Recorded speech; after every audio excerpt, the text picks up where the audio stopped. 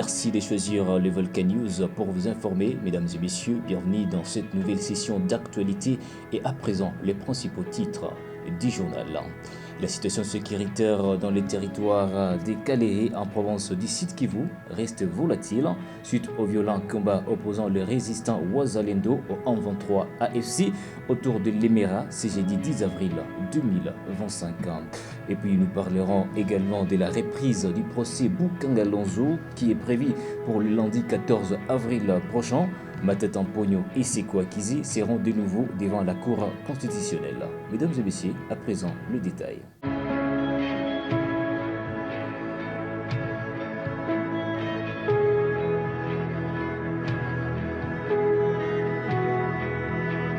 Des affrontements violents ont secoué de nouveau les localités autour de l'Emera dans le territoire de Kalehe en province du Sud Kivu.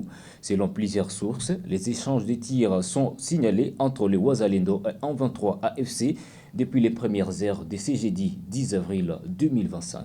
Selon une source locale contactée par le volcanews.net, les deux forces rivales, les combattants Wazalendo et les éléments du 123 AFC, sont toujours actifs dans les environs immédiats de l'Emera, précisément aux abords de la plantation appartenant à Emebo Sangara, actuel ministre du Budget. Cette présence militaire continue semble avoir été renforcée durant la nuit et notre informateur basé à Kabamba fait état d'un déplacement des troupes blessées et des renforts tactiques pour les deux camps. Plus inquiétant encore, un troisième témoin signale un important mouvement en direction de l'Emera aux premières heures du matin. Les combats qui ont eu lieu les 6 et 7 avril dernier ont permis à la coalition Wazalendo composée des factions Kopako et MCDPN de reprendre plusieurs positions stratégiques, notamment changées. Bushaku 1, Bushaku 2 et Nyawaronga. Ces opérations étaient dirigées par les généraux autoproclamés Kirikicho, Maïke et Bahigé. Selon des activistes de droits humains présents dans la zone, cette avancée a permis une brève accalmie dans certaines localités, mais la reprise de mouvements ce jeudi laisse présager une nouvelle flambée des violences. Les habitants de cette zone montagneuse vivent dans une peur permanente entre déplacements forcés, pillages et tirs nourris. Les appels à l'aide se multiplient alors que les organisations humanitaires peinent à accéder aux zones d'affrontement à cause de l'insécurité grandissante. Après Kinshasa, plusieurs habitations construites le long des rivières Nyamukau et Ngezi à Bunia, chef-lieu de la province de l'Ituri, sont menacées par des risques d'inondation, a alerté mercredi 9 avril Robert Ngalonja, coordonnateur provincial du service de la protection civile, invita également les habitants à prendre des dispositions nécessaires contre ces risques imminents. Suivez. Robert Ndjalonga, coordonnateur provincial du service de la protection civile, a précisé que l'augmentation des précipitations dans la région, particulièrement à l'est et au nord-est de la ville de Bunia, près des sources de deux rivières, pourrait aggraver la situation. En outre, il a rappelé que les années impaires sont particulièrement propices aux dégâts matériels importants, citant les événements de 2021 et 2023 comme exemple. Il a également appelé les habitants des zones à risque à prendre leurs responsabilités en libérant volontairement ces espaces afin d'éviter des pertes humaines et matérielles. Les autorités locales se préparent à intensifier leurs efforts pour éviter une catastrophe majeure tout en incitant la population à se montrer plus vigilante et proactive face au risque d'inondation. Après les pluies diluviennes qui se sont abattues sur la ville de Kinshasa et la province du Congo central à l'ouest de la République démocratique du Congo, la prise en charge des sinistrés et la réparation des dégâts sont déjà en train d'être organisées par le gouvernement congolais. Lors de ce briefing presse, le ministre de la Santé publique, Hygiène et Prévoyance sociale a fait part aux journalistes du bilan provisoire de ces pluies diluviennes qui s'élève à au moins 30 morts, 20 blessés et plusieurs dégâts matériels.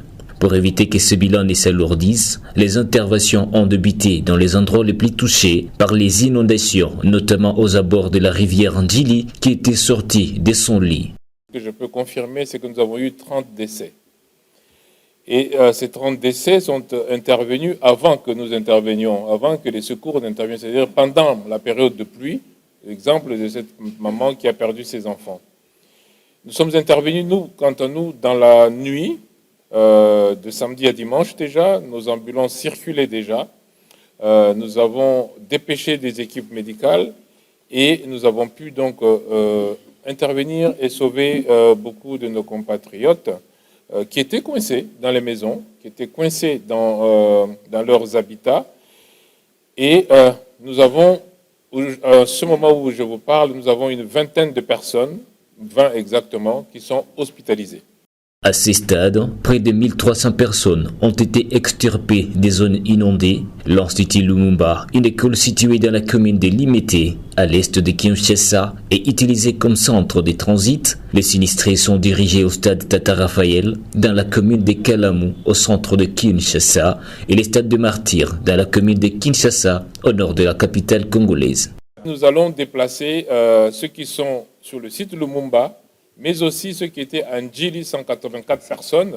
Nous allons les déplacer aussi pour les amener vers les deux stades, tout simplement parce que, premièrement, ils vont être bien couverts, mais deuxièmement, le stade Tata Raphaël, notamment, a servi à la francophonie, donc à les commodités pour prendre en charge toutes ces personnes. Sur place, on a disponibilisé tout ce dont ils ont besoin pour survivre. Et d'ailleurs, le président de la République s'est engagé à ce qu'on les garde dans les meilleures conditions jusqu'à ce qu'on trouve une décision, qu'on prenne une décision définitive pour leur réinsertion.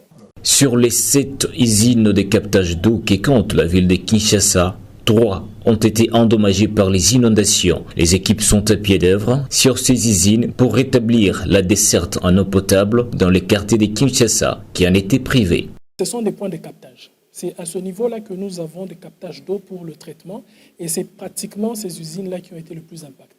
Et nous avons aujourd'hui fait le nécessaire pour reprendre les activités, notamment pour l'usine de Lukaya où les équipements ont été retirés, notamment les moteurs et les pompes pour effectuer une opération de séchage, le temps de leur mettre en condition. Ça nous prendra pratiquement 48 heures. Les pluies diluviennes du week-end dernier ont également touché les installations de desserte en électricité. De ces côtés également, les travaux sont en cours pour fournir l'électricité aux foyers qui en sont privés. Nous avions eu au samedi pratiquement 159 cabines qui ont été mises hors service. Certaines étaient dans les zones qui ont été pratiquement impactées. Et nous avons pratiquement 38 cabines seulement qui sont hors service et 121 cabines ont été remises en service. Dans la zone ouest de Kinshasa, nous avons connu un écroulement des lignes. Et dans la zone sud aussi, nous avons connu aussi des écroulements des lignes. Nous sommes en train de faire le nécessaire aujourd'hui avec les équipes de la SNEL pour pouvoir reprendre les différentes lignes affectées.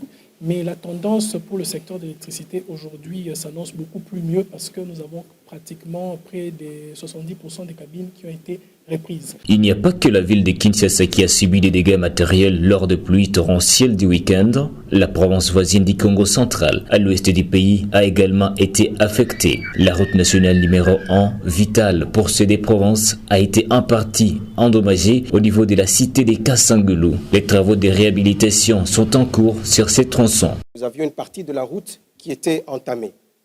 Et l'autre partie de la route, là je parle du site de Kasangulu, l'autre partie de la route était déjà menacée parce qu'il se retrouvait en porte-à-faux.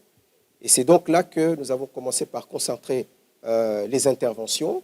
Il y a eu des apports, des rechargements qui ont été faits avec des concassés, des moellons, pour pouvoir stabiliser l'endroit et stopper ainsi la progression de l'érosion. C'est ainsi qu'un peu plus tard, dans la soirée de samedi, nous avons pu, la circulation a pu être rétablie sur une partie de la route.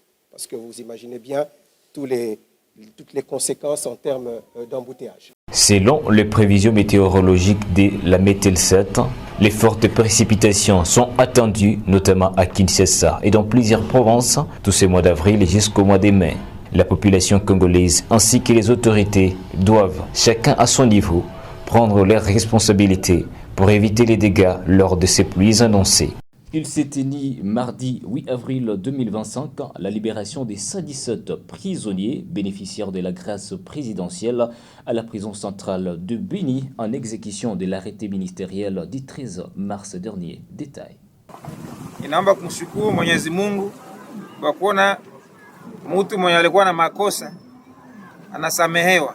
Au cours d'une brève cérémonie pleine d'émotions à la prison centrale des Béni dite Kangbayi, ce 8 avril 2025, le gouverneur militaire du Nord Kivu libère 117 prisonniers jadis condamnés, parmi lesquels 3 femmes et 74 militaires bénéficiaires de la grâce présidentielle en exécution de l'arrêté ministériel du 13 mars dernier. Merci au président Félix Antoine Tshisekedi et à son gouvernement, disent les bénéficiaires.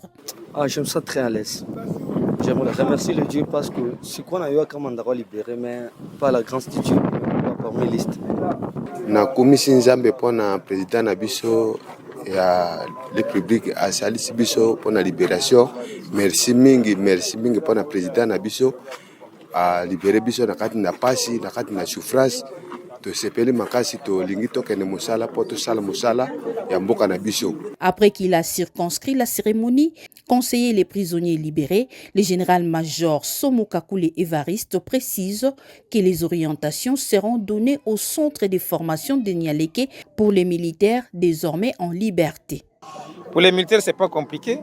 Ils sont récupérés d'ici, ramenés au centre de Nialeke, où ils sont pris en charge pour leur identification, leur orientation vers les unités de provenance et pour maintenir la discipline. Ce n'est pas parce qu'ils sortent de la prison que la discipline n'existe plus, non.